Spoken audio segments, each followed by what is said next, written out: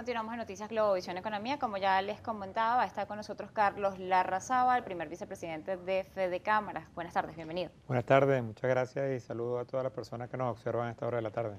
Bien, le agradezco estar acá y quería comenzar hablando con usted respecto a lo que ha sido su propuesta para postularse a la presidencia de Fede Cámaras. Entre lo que fue su discurso, veo que señala la importancia de las personas que hoy día están resistiendo en el país y un llamado importante a abandonar el pesimismo, que no todo puede ser pesimista. Cuando usted señala esto, en las condiciones país que estábamos, en un año que quizás se perfila más difícil que lo que fue el año 2016 y 2015, ¿cuáles son las propuestas que ustedes desde Fedecámara tienen para el sector empresarial y el sector privado en general que hace vida en Venezuela?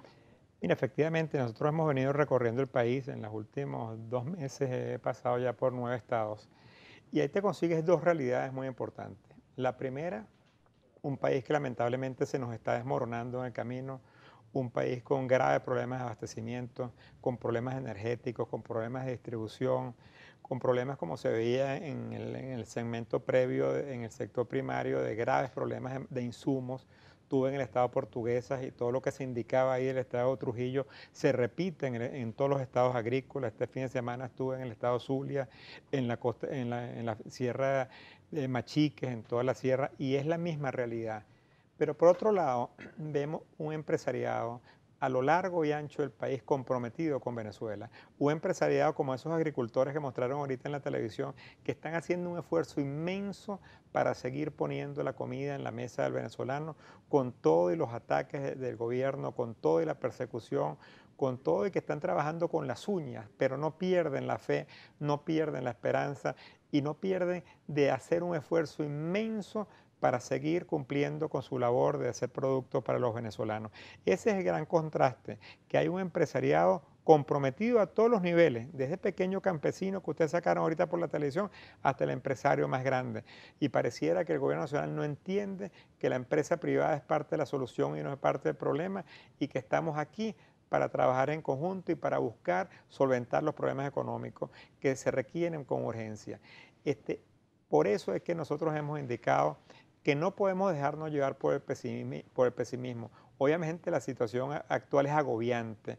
En todo lo que uno observa día a día es angustiante. Pero si uno se deja llevar por el pesimismo, te bloqueas, te desactivas. Y nosotros tenemos que seguir luchando por un mejor futuro para todos los venezolanos.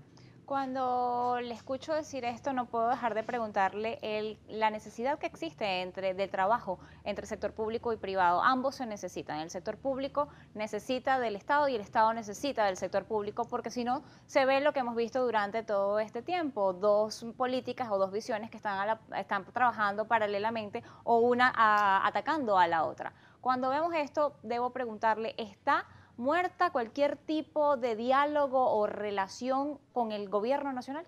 No, de hecho, nosotros como Fedecámaras hemos venido participando en reuniones con el Ministerio del Trabajo desde que el ministro Francisco Torrealba llegó al Ministerio del Trabajo. Hemos tenido varias reuniones donde le planteamos primero la importancia de tomar una agenda económica.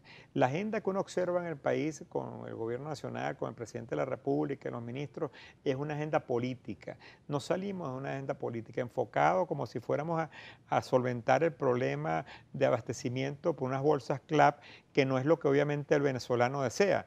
El venezolano desea volver a la bodega, a su esquina, tener el poder adquisitivo suficiente, comprar los productos que requiere en función de su decisión y de su necesidad, y donde el ciudadano sea el que escoge el producto con abundancia. Eso lamentablemente se acabó. Y nosotros le indicábamos al ministro que se puede aumentar el salario 50%, 100%, las veces que ellos consideren, pero la historia lo ha dicho y la realidad venezolana lo ha dicho: los aumentos de salario nunca van a ganarle la inflación si no se hacen políticas antiinflacionarias serias, responsables, si no cambiamos el modelo económico, si no nos salimos de la trampa ideológica que tenemos en la actualidad, donde en vez de solventar los problemas profundizamos el plan de la patria, seguimos atacando y los panaderos es un ejemplo lamentable de lo que estamos observando en la realidad. Se requiere un cambio profundo de la economía. Nosotros hemos tenido ese diálogo, por cierto, enmarcado en las normas de la OIT, es fundamental retomarlo. De hecho, nuestro presidente de Fedecámara, Francisco Martínez, está volando el día de hoy para Ginebra, donde se está dando el Consejo de Administración de la Organización Internacional del Trabajo, y allá también estará presente el ministro del Trabajo, Francisco Torrealba, en el marco de la OIT, y esperemos que en el marco de una instancia internacional se entienda que la única forma para salir de los problemas es por la vía del diálogo constructivo, respetuoso, del diálogo social que se requiere, donde podamos tener realmente no un diálogo como el que se ha dado aquí, que es un monólogo. El gobierno dice lo que quiere decir y no escucha lo que se quiere plantear. Ese diálogo no ha funcionado, y para que podamos tener soluciones hay que entender que se tiene que ceder. El gobierno tiene que entender que el plan de la patria es lo que nos ha llevado a la grave crisis que tenemos en la actualidad. Y el empresariado también tiene que participar, y si las condiciones están dadas, seguir produciendo, seguir apostando al futuro del venezolano, porque realmente los venezolanos merecemos una mejor calidad de vida de la que estamos viviendo en los actuales momentos. Dos cosas que usted ha mencionado, el tema de la política dentro de lo que es el diálogo y el discurso empresarial, y el tema del ataque por parte del Ejecutivo Nacional, que le señala como responsables de una guerra económica que es la que afecta y hace que no lleguen los productos a los anaqueles ni a los consumidores, y que cada día el poder adquisitivo sea más difícil. Usted es economista.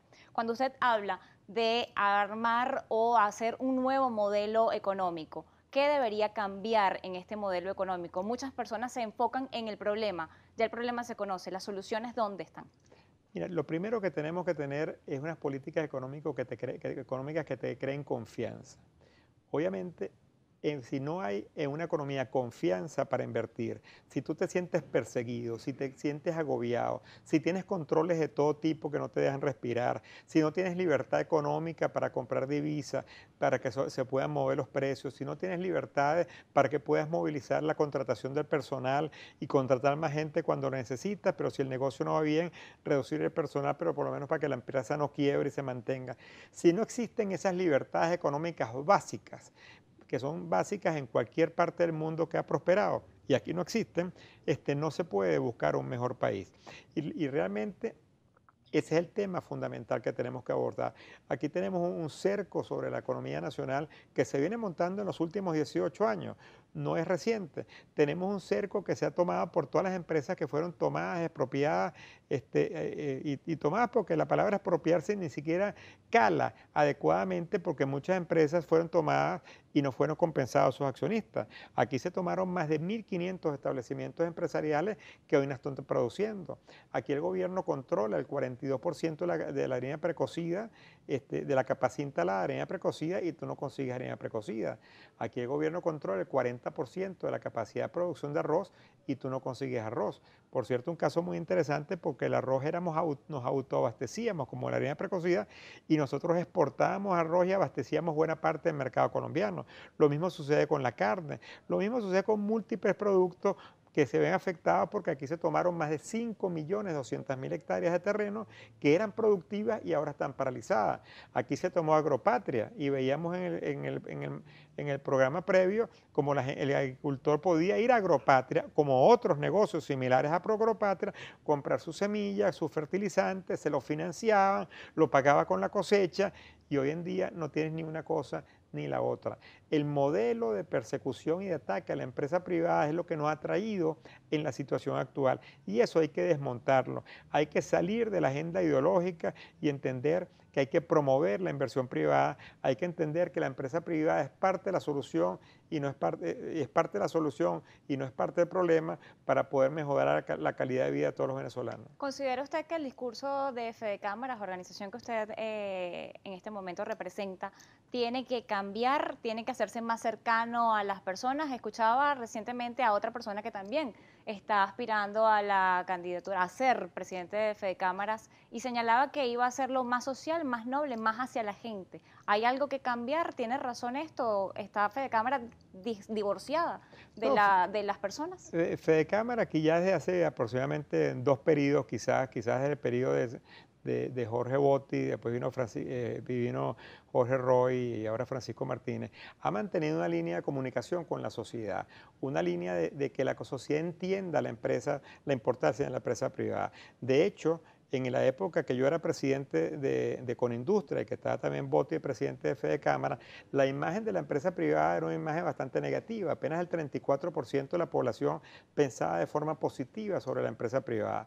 El socialismo estaba en ese momento con expropiaciones masivas y nadie salía a defender la empresa privada. Hoy todas las encuestas nos indican que el 90% de la población valora la importancia de la empresa privada. Y eso se debe gracias al esfuerzo y a la comunicación que hemos tenido con las comunidades, no simplemente desde el punto de vista de Fede Cámara Nacional, porque no es un palo no hace montaña, no es simplemente porque el presidente diga algo, el presidente que esté de turno o la junta directiva que esté de turno, si nosotros tenemos presencia en 19 estados que andan con esa discusión con las comunidades, que andan con esa discusión igual que los 14 sectores que tenemos, que continuamente están teniendo, hasta muchas de ellas, labor social, muchas de ellas presencia en las comunidades, y esa es una labor que se realiza de forma cotidiana, no desde ahorita, sino desde hace, como te decía, desde hace unos años ya para acá.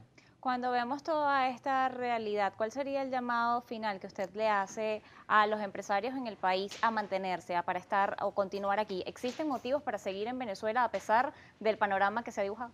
Mira, existen cualquier cantidad de motivos. Yo este fin de semana estuve en la Sierra Perijá con los ganaderos de Machiques, un área que ha sido devastada por la inseguridad. Y es impresionante ver la motivación que tenían en la asamblea de Azogata, que es la Asociación de Productores de Machiques, que se tuvo el pasado viernes, perdón, donde cumplieron 55 años de existencia y donde siguen apostando al futuro de Venezuela. Estuve en el Vigía, un territorio al sur del lago que expropiaron grandes cantidades de tierra, recordemos, y ahí la gente no sabe, Milana, siguen apostando al futuro de Venezuela. El empresariado está comprometido con el país. Lo que le exigimos al gobierno nacional que tomemos medidas para que ese potencial que tiene esta bella tierra venezolana, con gente trabajadora, con gente dispuesta, con un país que quiere salir adelante, y pareciera que el gobierno se empeña en el que el país no crezca, no progrese y no le dé mejor calidad de vida a todos los venezolanos. Son importantes las estadísticas macroeconómicas para el desempeño y proyección de los empresarios en el país o de las empresas en el país. Totalmente. Un país no se puede planificar si no hay información oficial. Nosotros ya llevamos 15 meses sin información oficial publicada por el Banco Central de Venezuela ni por el INE. Y llevamos otra encuesta, como las otras encuestas que hacía el INE anteriormente y el Banco Central, como la encuesta de hogares, como múltiple información estadística que tú requieres para planificar. Si tú no tienes cifras duras con qué planificar, ¿cómo inviertes? ¿Cómo tú le das confianza a un inversionista que venga a montar una fábrica o a montar un negocio si no puede ni siquiera validar la información del Producto Interno Bruto de forma oficial, cuál es el crecimiento de los sectores?